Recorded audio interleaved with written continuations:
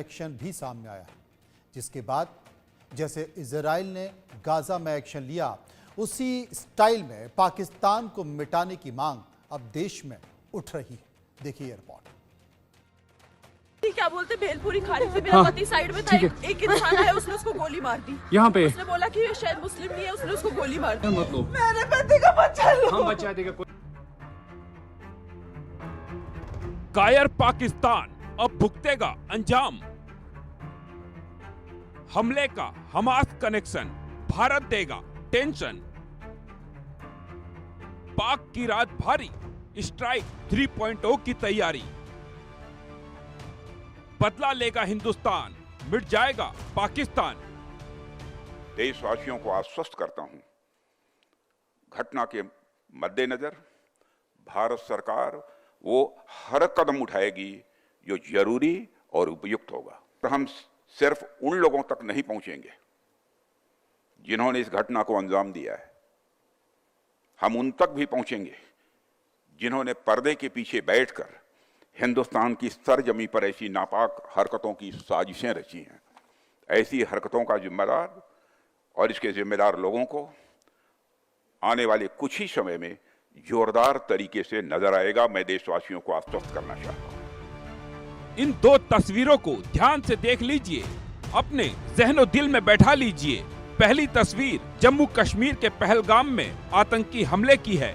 दूसरी तस्वीर 7 अक्टूबर 2023 को इजराइल में आतंकी संगठन हमास के हमले की है।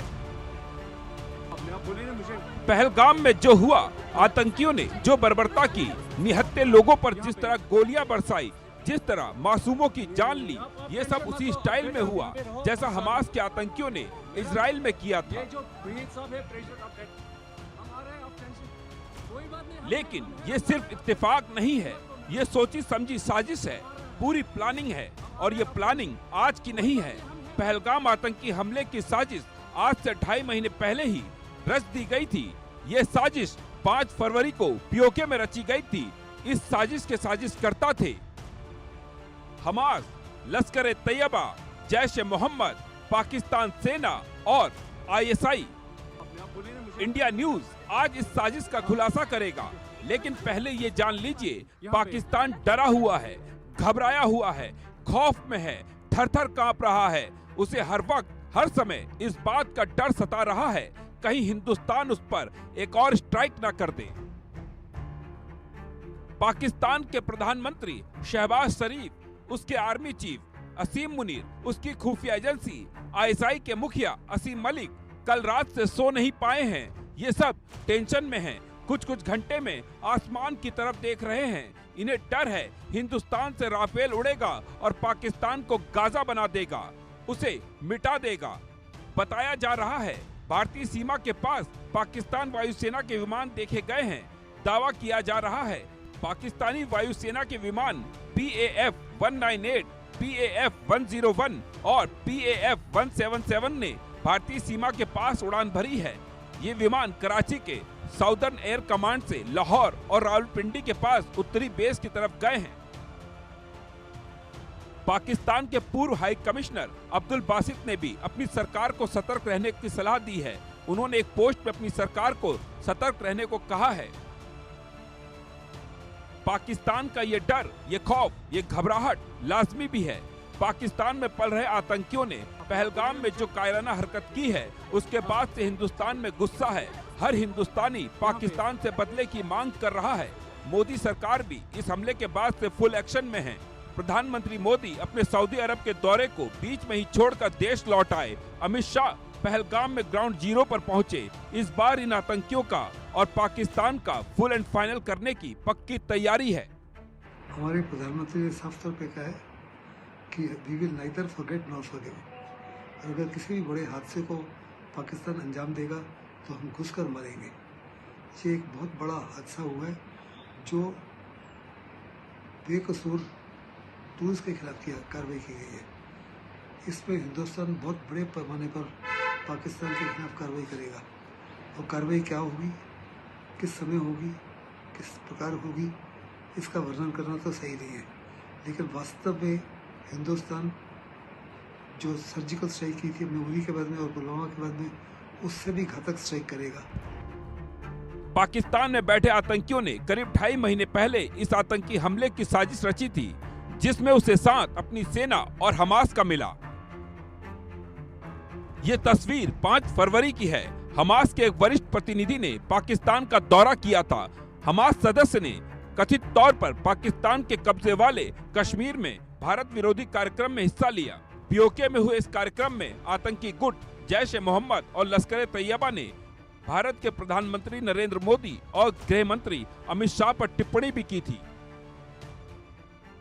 पीओके के रावलकोट में हुए इस कार्यक्रम में जैश, लश्कर और हमास के लोगों ने एक साथ मंच साझा किया। अपने भाषण के दौरान एक जैश आतंकी को ये कहते सुना गया था, वो कश्मीर के लिए लड़ाई में साथ हैं। इस बैठक की जानकारी शहबाज सरकार, पाकिस्तान आर्मी और आईएसआई को थी। पाकिस्तान की खुफिया एजेंसी आईएसआई चाहती थी हमास के लोग कश्मीर के लिए जैश और लश्कर के साथ मिलकर लड़े। आईएसआई की कोशिश थी कश्मीर की तुलना गाजा से करते हुए दोनों को एक तरह से पेश किया जाए। कुछ मीडिया रिपोर्ट्स में ऐसे भी दावे हैं हमास ने जैश और लश्कर से हाथ मिला लिया है। और अब जिस तरह आतंकियों ने हमास की स्टाइल में पहलगाम में आतंकी हमला किया, उससे साफ हो गया है आतंकी संगठन हमास, लश्कर और जैश ने मिलकर इस आतंकी हमले को अंजाम दिया। ये जो पहलगाम में हमला हुआ है, इसके पीछे हमास का किसी प्रकार से हाथ नहीं हो सकता। हमास किसी भी हालत में हिंदुस्तान के खिलाफ कार्रवाई नहीं करेगा। हिंदुस्तानी केवल कुछ ऐसे देश हैं जो वास्तव में 2 स्टेट पॉलिसी को उछाल रहे हैं। हिंदुस्तान ने साफ तौर पे कहा कि जो हमास ने 7 अक्टूबर को कार्रवाई की वो निंदनीय है, लेकिन जो भी कार्रवाई हमास के खिलाफ हुई है उसको हिंदुस्तान किसी प्रकार से सपोर्ट नहीं करता। हिंदुस्तान ने साफ तौर पे कहा है कि अगर वहाँ परमानेंट शांति चाहते हैं तो 2 स्टेट पॉलिसी को ही इख्तियार करना पड़ेगा इजराइल को, नहीं तो वहाँ कभी भी शांति नहीं होगी। ऐसे में हमास जो है हिंदुस्तान के खिलाफ कोई भी कार्रवाई नहीं करेगा, और अगर इस माफी की कार्रवाई करेगा तो पाकिस्तान के खिलाफ कर सकता है। 5 फरवरी की इस बैठक के बाद पाकिस्तान के कब्जे वाले कश्मीर में एक बार फिर आतंकियों का जमावड़ा लगा था। रावलकोट जिले के खाई गाला में एक श्रद्धांजलि सम्मेलन के दौरान लश्कर तैयबा कमांडर अबू मूसा ने खुलेआम भारत के खिलाफ जिहाद और हिंसा की अपील की थी। ये सम्मेलन 18 अप्रैल को आयोजित हुआ था, जिसमें कई आतंकवादी संगठनों के बड़े चेहरे भी शामिल हुए।